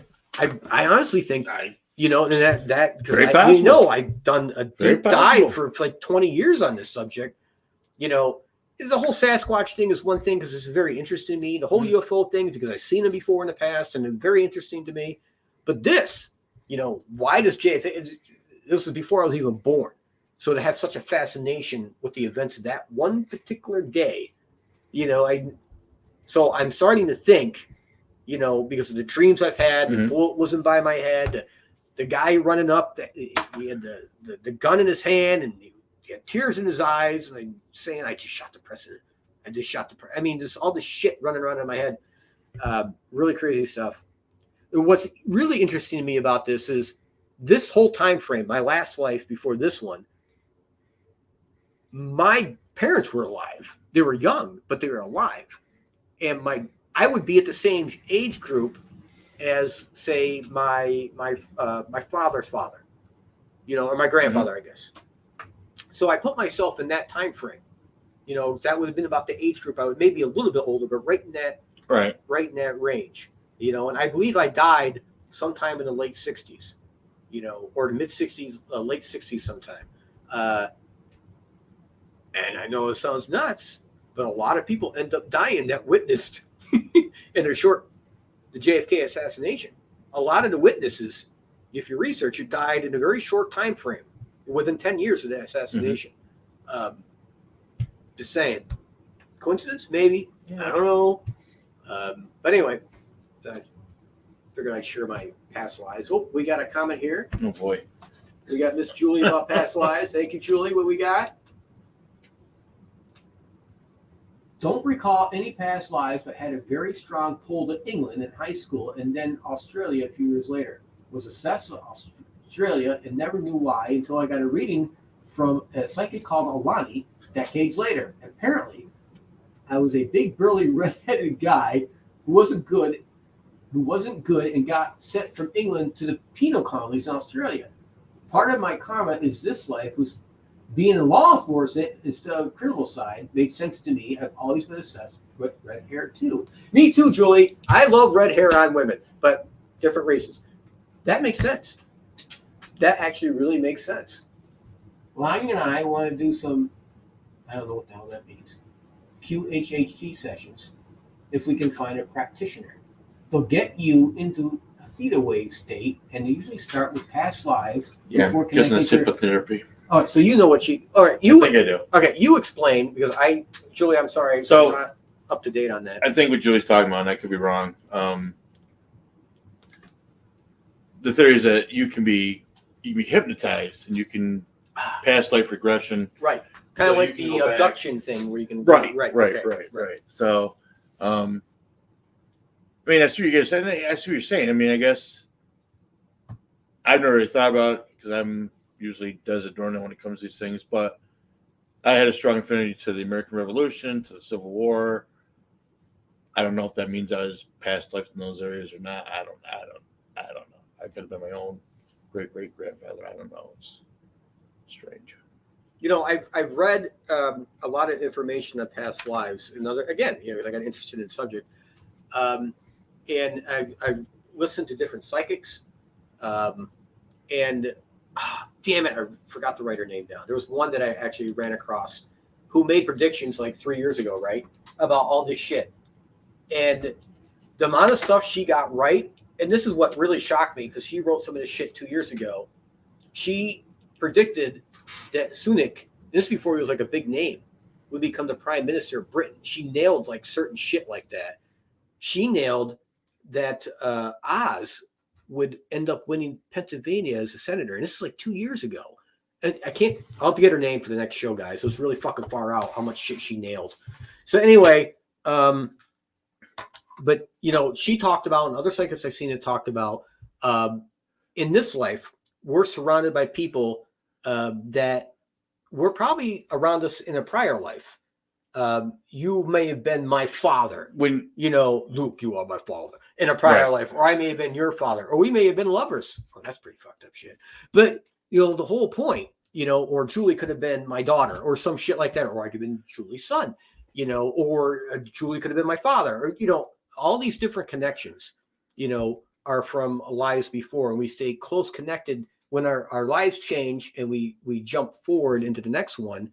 Those connections stay just in different aspects, you know, in different roles. Right, and I've heard Alani say that when you reincarnate, you come back close to people that you were close to in the past life as well, and there stays a connection there. So, you know, chances are, like, you know, and here's you and Heather, right, at some point in past lives, were probably together as well. Well, and that's an interesting thing because I'm going to say something about Julie here, because I remember the first time I met Julie. We were at somebody's house. It was around New York Valley. She was dating this guy named Dean at the time, and Dean's like, you know, he's a nice guy. I always liked Dean, and I think my friend Kevin Varney was there too, and some other people, the people that own the house. And it was the first time I met her, and we just hit it off. Like, I don't know, some kind of love. We just like, I like this person. You're not in a romantic way. I mean, like, I just like this person. I know this person's good. And every time I got to see her, I'm like, oh, wow, you know, that's Julie, you know. And it was like not a romantic feeling. It was more like a sister, right, a family, you know, like a close connection. And I always felt like this loving type of thing, you know, like a very familiar family type of feeling towards her. Another person like that is Heather, obviously. Okay. You know, and the first time I saw Heather, I'm like, but it was a different feeling. It's more a romantic thing. But Heather, I'm like, wow. I remember the first time I saw her, she walked into the bar, and I'm like, oh my God, who's that? You know, and I was with this other girl. We were just friends. And, you know, I'm like, if I don't go talk to this girl, I'm not going to forgive myself. You know, I remember saying that to her, and I went up, and that's when I discovered she was deaf. You know, and it was just, yeah, right, Jeff, good. Anyway, but it is what it is, you know. It's just, it's interesting. Sometimes you just run across people that you just connect with, you know. Have you ever had like that? I mean, like a feeling like that? I mean, you touched my knee, so I mean, you felt that way about me. Yeah, anyway. I felt that way about you. I guess I don't think I've ever looked at it from a past life perspective. I look at things as in everything I've done up to this point has led me to this point. Things I've done, actions I've taken, mistakes I've made, things, you know, I am where I am. If I alter one of 20,000 different things that I did in my life, I wouldn't be where I am now.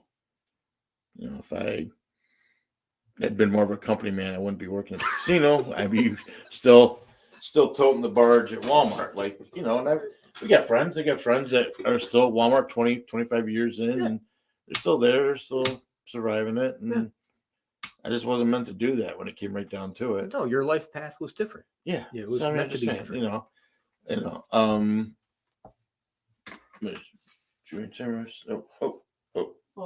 Thank you, Julie. Oh. Yes, feel the same exact way with you, Jeffy. Thank you, Julie. Sweet. So, yeah, I guess, and again, I don't know. I don't think like I said, when it comes to these kind of things, I'm usually dead as a doornail.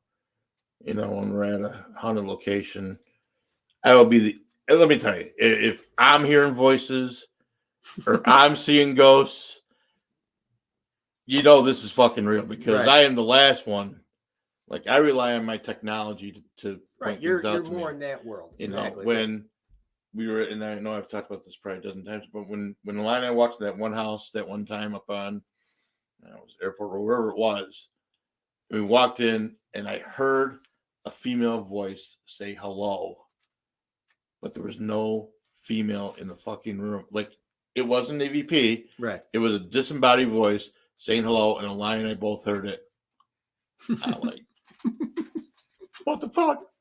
You know, if I go into a location and I'm starting to have feelings like, you know, I'm sick to my stomach, I get scratched, I get touched, there's something strong going on there, because it's going to take a lot of freaking energy to get through to me.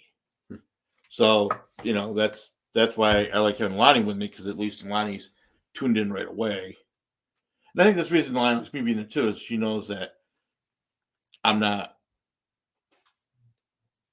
as susceptible to whatever's going on. Right. And I think that has a lot to do with it too. I know when we had that incident up at the Hinsdale house, where that thing came into the room and was being malevolent, and I can't see it, I don't feel it, I don't know. Okay, tell me where it is. Point it out to me. Right. Point it out to me. You want me to punch it? And I would go slap it. You know, I don't know. I don't have that ability. Right. No. And if something is on such a strong level that it gets through to me, it's probably something either real positive or really fucking negative. No, Alani's on a different level when it comes to this shit. There's no doubt about that. You know. So we were at. We get more stuff. I don't want to cut you off. No. I hit everything. Okay. I think I hit everything. So this past weekend, this is just a horrible past weekend. So we had signed up to go to the first ever Sleepy Hollow Paracon. A friend of Alani's, and I kind of know him, but I don't really know him. Chris Sanders was doing it, and it was gonna be the first one in Sleepy Hollow. And blah, blah, blah. Was it big? There was a lot of people. It was.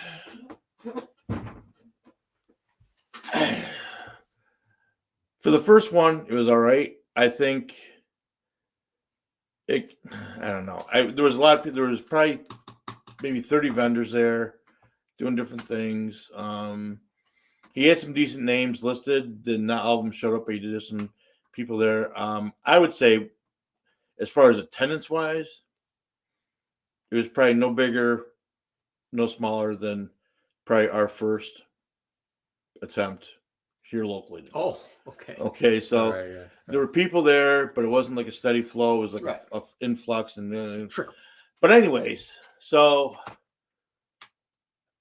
Alani wasn't feeling good. She had some stuff. She had a medical procedure done a few days before and didn't feel like taking the trip. And our middle son's in the process of trying to move and get out of his house, and she didn't feel right about leaving him on his own, because God forbid his brothers, step up and offer to help. So I'm like, well, screw it. It's only 2.5 hours away. It's only down in, it's just outside the city. I said, I'll go down. I set up. I set up the last one by myself before you and Steve got there. I go down to it was just a long freaking day. I was up at 4 a.m. to get up, get ready. Drove from here down to Sleepy Hollow, Tarrytown, New York. Got there, got set up, found out that the electrical outlet they had for my table doesn't work. So I got a PowerPoint presentation I spent hours on working on. No one's going to see it. It's like that Arthur Garlow song, the pictures and arrows and photograph and paragraph in each back explaining which one was. No one was going to see it. No one was going to see this. So I spent the 8 hours there just talking, which is fine, talking to people. And I luckily had hard copies of some of the photos and some of the stuff. And it just wasn't, and I was by myself because Lonnie stayed home. So I drove by myself. So you should have called me. Well, and Lonnie said, "Why don't you call Jeff?" I said, "Because Jeff does things on the weekend. The weekend's his time to spend with the family." No, I would have dropped everything. I went forward for a few hours. Maybe the next one. Right. So, the booth next to me was husband, wife, team, boyfriend, girlfriend, whatever they were, and they did a lot of oddities. So, and I sent you a picture of the one. Yeah. So I went over, was looking at things, and he makes Ouija boards, and he does them custom. So like if you want like Jason from Friday the 13th, it's got a whole Friday the 13th theme behind it, and then the Ouija board letters and all that stuff on it. Or if you like Lizzie Borden, it's got a couple axes. So it's themed to what you like. He makes them out of casket wood. He knows there's a casket company nearby where he lives, and he goes up and gets a bunch of scrap wood from caskets and coffins and makes Ouija boards on this. Some of we're looking at some of the stuff. Some of the stuff's nice. I wasn't going to pay $65 for a Ouija board, but that's fine. Next time, grab me one. I'll give you the $70. I'll give you a $5 fighter's fee. I don't know if there was anything. It wasn't. It was. I mean, yeah. So I'm looking up, and he's got a display, and there's one side of the display has got the skull. It's got this piece of skull missing, and on the other side is a fork. So he's explaining the skull to me. He says, "Oh, this is a skull murder victim. Blah blah. They found it, and the piece of skull that's actually missing, they say it was taken out of the skull and made into a human knife, and no one ever found the knife." And you look at the skull, and it does look like a knife, like that shape. And he goes, "And this," he goes, "this fork," and he goes, "Do you recognize?" And I can't remember Jeffrey Dahmer's dad's name. Oh, God. Sam or whatever. Yeah. So he goes, "I got this from blah blah Dahmer, who had this after it was released from police evidence, and this was one of 4 forks they found in Jeffrey Dahmer's apartment." Oh God! When they arrested him and did his apartment, and actually had human DNA. Oh wow! Not Jeffrey's. That's fucked up shit on it. So he's got this fork. The 3 other forks floating around someplace. He's got one of them. And I'm like, and I sent you a picture. I'm like, you got to be kidding. So that was kind of interesting. It was a decent show. Don't get me wrong. It was a decent show. I was a little annoyed by the fact that I didn't have power. I'm real annoyed that no one could really look in to see why I didn't have power. But I think next year the venue's at a different place. Hopefully a little more modern that has power to the electrical outlets. But yeah, it was a good time. And yeah, it was just some of the crazy shit we said. So one of the crazier things is there was a team there from the Shanley Hotel, which is down near the city as well. I think it's on the Hudson actually. And it's very, very haunted. So I think in 2019, when Lonnie and I were coming back from the New Hampshire Paracon, we kind of took a side trip and hit some haunted places on the way back. And this was one of them. And I said, well, it's Sunday. I don't know if they, I don't know if they'll let us in to just poke around, because that's how they make a lot of their business, is haunted tours and stuff. I said, but we'll go down and see. So we get down there, and of course they're closed on Sundays. Of course they are. But just from being outside the building, we were like outside across the street. Alana's getting all kinds of images and hearing sounds and hearing gunshots and seeing images of women. And some black guy was killed on a racist thing. She thought he was shot, but there was a racist issue. And so I documented it. It's actually on YouTube. If you look at our YouTube channel, it's Parasafari, New Hampshire, Paracon. So the Shanley people were down there. And I said, well, you know what? This is an opportunity to go over and talk to them. And Right, yeah. so I pulled up. I went over and I was talking to them. Like, oh, you've been down the hotel? I said, no, we've been by it. So we've been by it. We haven't gone in. She goes, well, I haven't been in. I said, well, it's a little pricey. It's just the two of us and, $600-$700. It's a lot of money, man. It's a couple $100 a person. There's a minimum of like 7 people that have to go. And it's great. She goes, oh, yeah, I understand. I said, but if you'd be kind enough to indulge me, I want to play you something. And I need for you to be honest about the ballpark we're in. So I play for her the thing that Lonnie had to say about the woman. And just the reaction in her face, I knew Lonnie was spot on. Mm-hmm. She's like, oh my God. She goes, this is incredible. She goes, this is 100% on. So I thought that was kind of cool. Oh. Huh. So I said, well, maybe we'll make it down at some point. But yeah, some of these haunted places, it's very expensive. Well, no, that's how they generate. Well, they get that. I mean, we paid it to go see the Conjuring House. Right. That was kind of a bucket list thing to actually go to the Conjuring House. That kind of spurred all the movies. That Mark, the guy that had that hotel up. Oh, the Erie. Yeah, the Erie. Me and Heather went there. We rented. I don't know if you knew this, but we went up there for a night. I know you were going to. I know you were talking about it. We did. Yeah, we did. And something did happen. We had the nicest room with the pole, the stripper pole, of course. Oh, nice. Yeah, and he had locked up all the other areas, so you couldn't wander around. Which I understand. You want people taking off with shit. I get it. He's got a lot of shit up there. He was a great host, by the way, just great host. But she was. We had the TV in there, and she was watching TV, and I was on the floor, and there was a huge bang, and they weren't home, by the way. Him and his other half at the time were gone. They were not there, and there was this huge bang in the house, and and that's a huge place. It's a huge place. And I'm like, holy fuck. And I mean, that was the only thing that happened, but it was enough.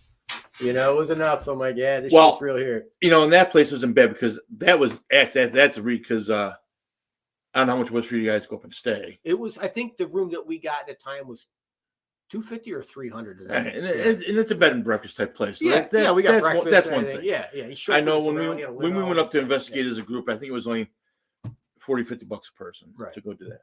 We're talking about the Clyde Mansion up in Erie. Yes. Erie, New York. Clyde Mansion. Also called the Eli Mansion. This guy was the largest glass manufacturer during the Erie Canal era before Corning glass came into being. Yeah. So this guy had the market cornered on glass, making glass, all that kind of stuff. Built this incredible mansion, had he had the equivalence. He had his own Hunter Biden for a son. Yes, okay. He did. So Billy Ely was a little out there. And there was always rumors that he sometimes got carried away with the ladies. And when they say he was a lady killer, he was a lady killer. And this video is on this investigation's on YouTube as well, I believe. If the whole thing isn't, if you go to anything we did with dowsing rods, there's a 20-minute dowsing rod session that Alani and one of the other team members did that night to try to contact Billy Ely. That's very, very interesting. Was I on that investigation? Yes, you were someone else. Yeah, it was. Yeah, we went up with the Let's Talk Ghost. Oh yeah, the Let's Talk Ghost. I think that was the first one you were on, or something. It was the very first. I was yelling at them, trying to get the spirit pissed off, and everyone, don't do that. Come on, motherfucker, show yourself. Yeah, I remember. Yeah. So, the official story was that Billy had a heart attack and died during the dowsing rod session. And again, you either believe or you don't. From what we could tell from the Dawson arrest session, is that he actually hung himself. Yes. Yeah. We threw out different ways that he could have died, gunshot, heart attack, things like that. The Dawson Raj didn't respond until we talked about hanging himself. Which, if he had hung himself, you cut him down, you get the rope off him, you lay him in a position, you pay off the right people. It's close enough to a heart attack that it probably in the 1800s could have gotten away with it. Early 1900s could have gotten away with it. Great location. Oh my God, great location. This is like an oddity museum combined with a bed and breakfast. Yes. Yeah. He's got one room. Because this guy he's like one of these mad inventors. He's highly intelligent. He is highly intelligent. Gifted. So he had some thought on how he was going to use gator backs. Yes. And these were the back straps from alligators. Yes. So he bought a gross tonnage of alligator back straps. Yep. But he got them, and it wasn't going to work what he had planned. So he took them into one of his rooms, and the room is just literally covered from one end to the other in alligator back straps. He did make motorcycle jackets. Oh, right. He was going to make motorcycle jackets. He did. He had some. You're right. Yeah, I thought about buying one. Actually. Oh, did you? Yeah, I'm still thinking about buying one. That's right. He was going to make motorcycle jackets out of them. Just it wasn't practical. For some reason, it was costing. Fucking teeth hanging out of these fucking. It was way more to make the jacket than you thought it was going to be, and you wouldn't be able to sell them for anything. Right. He was a self-made millionaire too. This is an interesting story about this guy. He actually had the largest limousine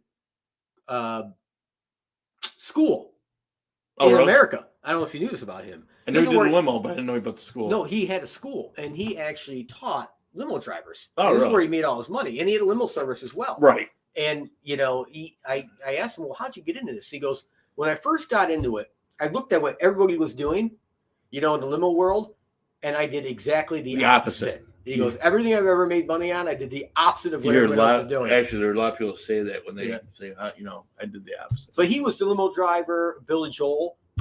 He was the limo driver for Billy Joel for many years. And he goes, Billy Joel never sat in the back of the limo. He always sat up front. And a lot of times he didn't want a limo. He just wanted a pickup truck or a van. Billy Joel's a very down-to-earth type of guy, obviously. He was the Carl Sagan. He was the limo driver for Carl Sagan. And I have my information on Carl Sagan, and what he told me kind of interacts with what I already knew about Carl and my super research into the man. But Carl would always sit in the back of the limo. He would never hardly ever talk to the driver, and he always put the window up. He was an extremely private and secretive man. So he worked for the government. He was I guess you'd call him a debunker. He actually, back in the early 70s, he actually wrote books on UFOs, with more leaning towards that these things were not from the Earth. He got involved with the government in the later 70s and early 80s, and he completely changed his mindset on the entire UFO subject, where he became a debunker. And I think he was working, for whatever secret group runs a particular program. But anyway, it's a whole different story.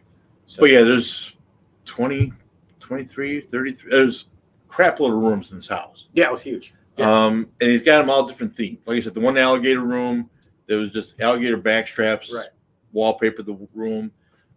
He had a devil's box up in the upstairs. Yep. So this is a room that's covered mirrors, fucking everywhere. From ceiling to floor, from wall to wall, just mirrors. Alani did not like that room. Alani did not like it. I remember. Mirrors.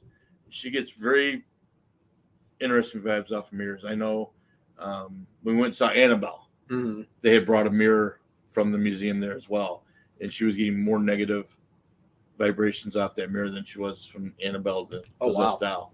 Mm-hmm. He had a room that was he had somehow somewhere in his travels gotten an actual authentic opium bed. Yes. So this thing is made out of solid wood. It's got 50-pound drapes all the way around it. That's where he had his first experience. Yeah. I don't know if you remember the story he told about that. That's where he had his first experience with the ghost of that. Trying to get his head cut off? No. Oh. He was when he brought that into the, he would sleep in that. And one night he was sleeping in that, and there was nobody else in the mansion with him. And he felt something and he was totally sober, by the way. He felt something lift up the covers and get in bed with him and push up against him. So that's I didn't hear that story. Oh yeah, that's a true story. So the opium bed. Yeah. Then there was in the opium bed. Then there was like a 70s section. I think that's where you were with the stripper pole. Yep. And then there was. You just had different rooms for different things. There was, there was like a living/room meeting place that was all weird oddity things, skulls and spiders and tarantulas and all kinds of weird shit in this room. And then you had the hidden room. Remember seeing the hidden room? Yes, the hidden room. Yep. It was just crazy. But if you ever get a chance, it's called the either the Clyde Mansion or the Ely Mansion, and it's in Clyde, New York. And interesting place, great host. That was probably one of them. I wouldn't mind going back there at some point. Me too. And I'd love to go doing back a follow-up investigation. Yeah, he's a great guy.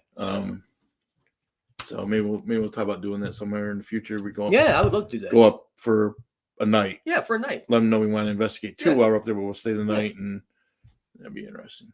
So, anyways, anything else? No, I think pardon me. I think I hit everything I wanted to tonight. So I'm pretty good. I want to thank everybody tuning in the comments, Julie. We do appreciate it. Yeah. Anyone else that kind of listened in, we appreciate it. And again, we are not news guys. We're not professional journalists, but we do our best and we research the best we can. Always check our information. We may be wrong on some things. We're 100%, 50% of the time. 100% right, 50% of the time. That's it. 12 days away. We should have one more showing next week. Hopefully. Before the elections. We'll do some last minute updates, some things that are going on. It'll be tough to cover everything. I'll take a quick look at the map and see where we're heading for our states. But we're still showing up in California. We're still showing up in Virginia, West Virginia, I think Pennsylvania, Florida. We run about a half dozen states right now. In New York, of course. Not a lot of international so far this year. I'm really kind of upset about that, but that's okay. It's all right. So we'll get together. We'll talk about that. New show out on Netflix, I want to say. 28 days, I think is what it's called. Basically, it's a grand experiment by Tony Sparrow, who is the son-in-law of Ed and Lorraine Warren. And apparently Ed and Lorraine had a theory that to really get to know a haunted location, you had to spend 28 days there. Sounds like a rehab program, but whatever. So they picked 3 locations. They sent 3 teams, between 2 and 3 people on team, out to the locations where I guess they spent 28 days to get a feel for it. And I don't know. Alana's been kind of watching. I've been kind of watching it. It's interesting, but I'm thinking just from my experience with the pandemic, if you're locked up any place for 28 days, it's probably going to start to get on your nerves and you're going to start seeing and hearing things. And I'm just saying. Sure. But anyways. I watch a lot of different little shows. HBO Cinemax online service. I'm watching right now something called The Righteous Gemstones. Really? John Goodman, who played in Roseanne, the TV series, plays the lead role as the head of this family. It's based upon a gigantic church, kind of like the Joel Osteen type of deal. Mm-hmm. It's very funny. It's very good. And like anything in life, you hear about perfect relationships, or you look at people like, oh, they have a perfect relationship, or there's no such thing. There's always something hidden behind the veil. I don't care what kind of relationship it is. Your parents, your father, your lover, whatever it may be. It may look golden from the outside, but there's always something on the other side that you don't see. And this is a prime example. If you want something funny at night to watch and kind of relax, it's a good show. So just The Righteous Gemstones. Righteous Gemstones. Very funny. I find it hilarious. Okay. Because I'm religious. I come from a I know religious you're background. religious. I know. So it kind of plays into that, It a does. little bit. So. It does. All right. All right, we're good. I'm good. All right. Thank you, everybody. Have a great night. And Hey. we'll see you in about a week. Yes. In case you don't hear from us, November 8th. Get out and vote. Get out and vote. Red wave, baby. Red wave. Vote Good night. Vote your conscience. Good night. Vote Republican. If you can't do something right, at least do something, Vote right.